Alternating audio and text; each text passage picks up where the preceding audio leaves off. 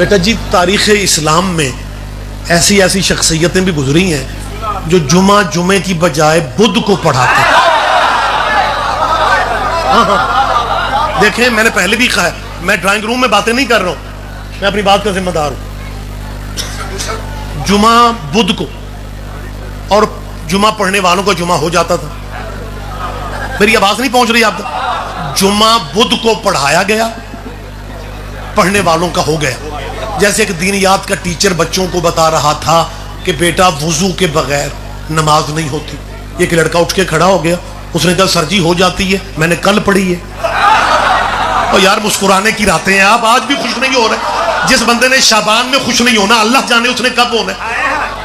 اچھا دو وزیرستانی پٹھان ہمارے میدانی علاقوں میں آ گئے. ہمارے علاقوں میں رواج ہے بس اسٹاپ پہ مسجدیں بنی ہوتی, تو بس سے اترے اور مغرب کی جماعت ہو رہی تھی, نماز پڑھی اور باہر آ کے ایک دوسرے سے کہتے ہیں اگر وضو کے تکلف میں پڑ جاتے جماعت نکل جانی. اور مسلمانوں بہت شکریہ بہت شکریہ, نہیں یہ حقیقت ہے یار. اور جمعہ بدھ کو ہو جاتا ہے. میں تاریخ اسلام کے بڑے بڑے چہرے بیٹا دکھا سکتا ہوں, میری بچوں سے گفتگو زیادہ ہے, یہ مستقبل ہے میرے ملک کا. وہ بچے اہل سنت کے ہیں, اہل حدیث کے ہیں, دیوبندی ہیں یا بریلوی ہیں, یہی کل کے جسٹس ہیں, یہی چیف جسٹس ہیں. تو انہیں ابھی سے ہم کلیئر کرنا چاہتے ہیں. تاریخ اسلام میں ایسے ایسے نامور لوگ بھی گزرے ہیں جو فجر کے 2 فرض پڑھانے کی بجائے 4 پڑھا کے پھر بھی نمازیوں سے پوچھتے تھے جب موڈ ہوئے تو اور پڑھاواں. بہت شکریہ بہت شکریہ بہت شکریہ. میں ایک اپیل کرنا چاہ رہا ہوں. میں یہ وقت گزارنے کے لیے باتیں نہیں کر رہا, میں ایک لمحہ فکریہ ہے ملت کے جید مسلمانوں کے لیے. میرا لمحہ فکریہ ہے کہ اگر تاریخ اسلام میں جمعہ بدھ کو ہونے کی گنجائش مل جاتی ہے, اگر تاریخ اسلام میں فجر کے 2 فرضوں کی بجائے 4 پڑھائے جاتے ہیں, تو خدا کے لیے یار سوچو تو صحیح. درود میں حضرت ابراہیم کو راضی کر رہے ہو, کبھی درود میں باب آدم کو راضی کرو, وہ ابو البشر ہیں, بشریت کے بابا ہیں, خلیفۃ اللہ ہیں. کبھی درود اس طرح پڑھ لو اللہم صلی علی محمد وعلی آل محمد کما صلیت علی آدم وعلی آل آدم انک حمید مجید. پڑھو درود, تیرا مولوی تجھے کھا جائے گا, وہ کہے گا جاہل نہ بنو. آدم کی آل پہ درود نہیں ہو سکتا کیونکہ آدم کے بیٹوں میں ایک قاتل بھی تھا. اس کا مطلب پتہ ہی نہیں ہے کہ قاتلوں پہ درود نہیں پڑھے جاتے.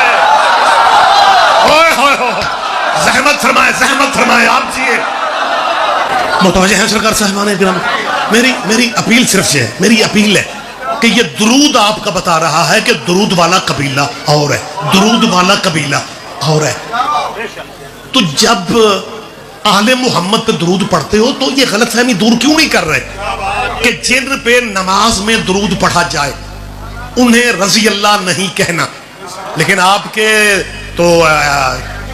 کے لوگوں نے پنجاب اسمبلی سے قرارداد پاس کروا لی کہ جیسے صحابہ کو رضی اللہ کہا جاتا ہے ویسے اولاد محمد کو بھی رضی اللہ کہا جائے گا, لکھا جائے گا.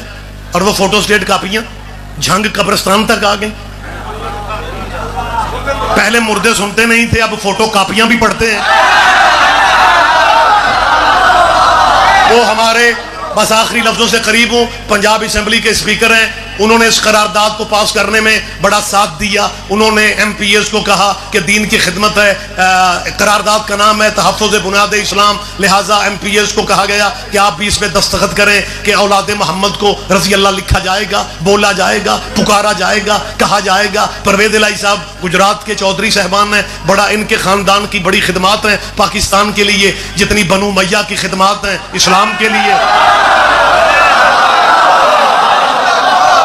ہم اعتراف کرتے ہیں, ان خدمات کا ہم اعتراف کرتے ہیں. لیکن میں ایک بات پورے ملک میں پوچھتا پھر رہا ہوں, جناب پرویز الہی صاحب, آپ کا بیٹا مونس الہی جو ہے وہ گجرات سے ایم این اے بھی ہے, کلین شیو ہے, ماڈرن بچہ ہے, وہ اگر خالی مونس الہی بھی لکھ لے تو گزارا ہو جاتا ہے. لیکن وہ چودھری پرویز الہی کا بیٹا ہے نا, لہذا پہلے چودھری لکھتا ہے پھر اپنا نام لکھتا ہے. کیوں جٹ بندے بھی بولیں گے اب تو چودھری کے بچے چودھری ہوتے ہیں, صلی اللہ کے بیٹے رضی اللہ بن جاتے ہیں.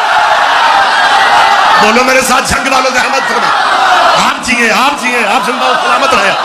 ہم صرف یہ چاہتے ہیں, جو بہت شکریہ, جو جس کا مقام ہے, بیٹھے بیٹھ جائے بیٹا بیٹھ جائے, جو جس کا مقام ہے اسے اس کا مقام دو. بس آخری بات کر کے ممبر میں حوالے کر رہا ہوں. رضی اللہ علیہ السلام کا تجھے فرق ہی سمجھ میں نہیں آ رہا. ممبر کوفہ پہ علی تھے, ایک بندے نے کہا کہ جی نبی کی حدیث ہمیں سمجھ میں نہیں آتی. علی نے کہا کون سی حدیث ہے؟ اس نے کہا جی رسول اللہ نے کہا ہے کہ کنت نبی و آدم بین الماء والطین, میں اس وقت بھی نبی تھا جب آدم مٹی اور پانی کے درمیان تھے, مٹی اور پانی والے پروسیس میں تھے. علی فرماتا ہے کیا سمجھنا چاہتے ہو؟ اس نے کہا جی سمجھنا یہ چاہتا ہوں جب اب آدم بھی نہیں تھا, آدمی بھی نہیں تھے, دنیا بنی نہیں تھی, حضور فرماتے ہیں میں نبی تھا جب تھا ہی کچھ نہیں, پھر حضور کہاں تھے, حضور رہے کہاں, حضور رہتے کہاں تھے؟ علی فرماتے سنو, اللہ نے اپنی قدرت کاملہ سے کچھ پردے بنائے, کچھ حجاب بنائے, ان حجابوں میں نبی کے نور کو رکھا. حجاب قدرت, حجاب عظمت, حجاب عزت, حجاب حیبت, حجاب رحمت, حجاب نبوت, حجاب کبریا, حجاب منزلت, حجاب رفت, حجاب سعادت, حجاب شفاعت. کسی پردے میں نبی کے نور نے سبحان ربی العلیٰ پڑھا, کسی میں سبحان ربی العظیم پڑھا, کسی میں سبحان الملک المنان پڑھا,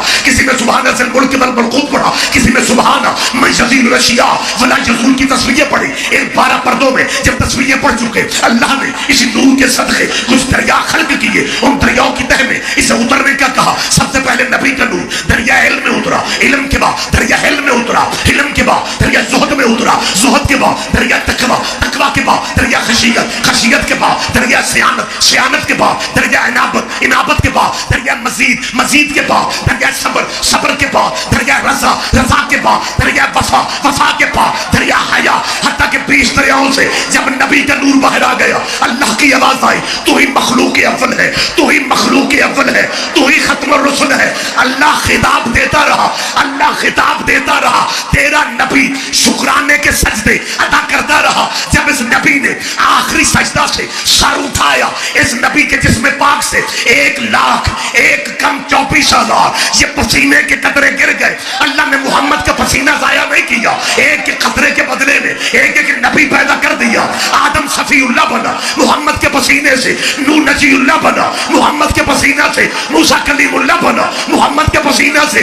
خدا را مجھے بول کے بتاؤ جو نبی محمد کے پسینے سے بنے ان کا نام کیسے لیتے ہیں؟ حضرت آدم علیہ السلام, حضرت نوح علیہ السلام, حضرت موسیٰ علیہ السلام. تیرے بھی کیا کہنے, جو محمد کے پسینے سے بنے وہ علیہ السلام ہوتے ہیں, اور جو محمد کے خون سے بنے وہ رضی اللہ کیسے بنے؟